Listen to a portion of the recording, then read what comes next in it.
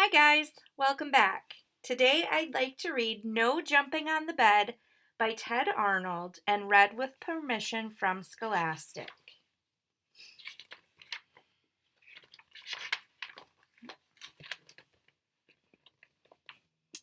In his room near the top floor of a tall apartment building, Walter was getting ready for bed. His father said, "If I told you once, I told you a million times. No jumping on the bed. One day it's going to crash right through the floor. Now lie down and go to sleep." Walter plopped down on his pillow and squeezed his eyes closed. "Good night," said his father. He turned off the light and pulled the door almost shut. The room was dark and quiet, except for a soft thump, thump, thump coming from the room above. "That's Delbert upstairs," thought Walter. He switched on his lamp. If Delbert can jump on his bed, so can I.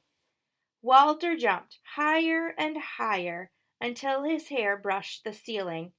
When he landed, the mattress creaked, the floor cracked, and his whole bed tipped up sideways. Then down through the floor went Walter, bed and all. Walter's bedroom was directly above Miss Hattie's dining room. She was quite surprised when Walter landed in her spaghetti and meatballs. "I was not expecting company for dinner," she mumbled with a mouthful of meatballs. Said Walter. "Spaghetti is my favorite." But he didn't have a chance to eat. His bed smashed through the table and kept right on crashing down through the floor. Down and down fell Walter, Miss Hattie, the spaghetti, the bed, and all.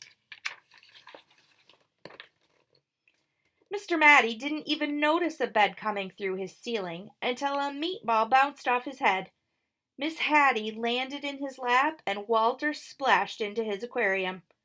"I already had one bath tonight," said Walter.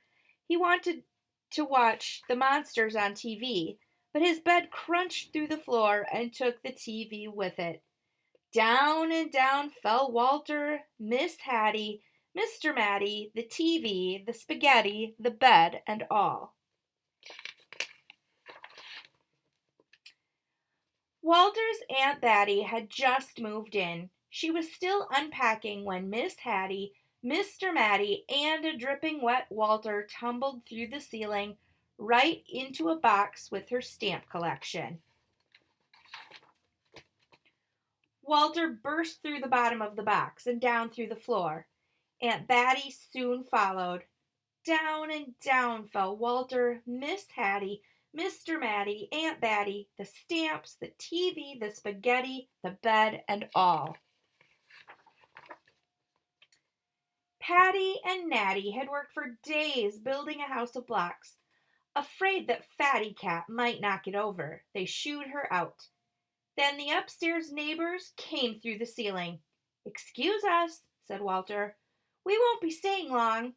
Then his bed crashed through the floor. Down and down fell Walter, Miss Hattie, Mr. Matty, Aunt Batty, Patty, Natty, Fatty Cat, the blocks, the stamps, the TV, the spaghetti, the bed, and all. The last thing Mr. Hanratty expected to see was a bed coming through his studio ceiling, followed by nearly everyone in the building. "If I knew you wanted to see my paintings," he said, "I would have tidied up a bit." Then his floor caved in and everyone followed Walter's bed down through the hole. Down and down fell Walter, Miss Hattie, Mr. Matty, Aunt Batty, Patty, Natty, Fatty Cat, Mr. Hanratty, cans of paint, the blocks, the stamps, the TV, the spaghetti, the bed, and all. Maestro Ferlinghetti had his string quartet were astonished by the colorful crowd that dropped in unannounced. "I love an audience," he said. But when paint splattered everywhere, the maestro wished this audience would leave, and they did, taking his string quartet with them. The maestro's floor was also the basement ceiling. It was dark as midnight down there. Walter squeezed his eyes closed and fell through the darkness until he landed on something soft. He opened his eyes.